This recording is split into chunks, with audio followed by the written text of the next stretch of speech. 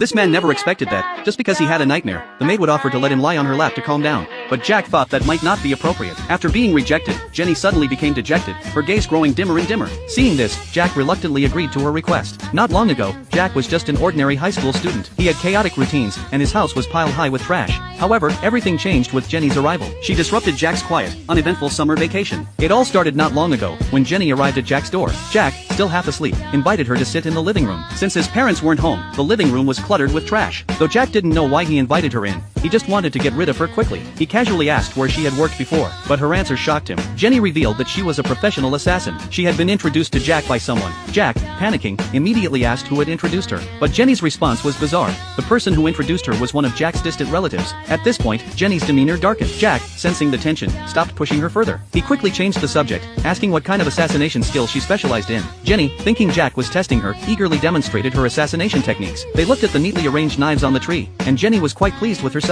But Jack was terrified, frozen in place. Fighting his fear, he struggled to form words. Now, Jack was certain she was a real assassin, and he knew he couldn't let her stay. After being rejected, Jenny dejectedly said her goodbyes, packed up her things, and left. Jack sighed in relief, thinking he had just narrowly escaped danger. But on the way, Jenny began to regret her naivety. No one would accept an assassin with an unknown background. No one would keep her around. At that moment, Jenny wasn't sure where to go. Just as she was about to leave, Jack appeared, holding her bell-shaped hairpin. At the same time, a truck sped toward them. Jack didn't have time to dodge, and it seemed like he was about to be hit. But in the next instant, Jenny quickly tackled Jack to the ground. Flush.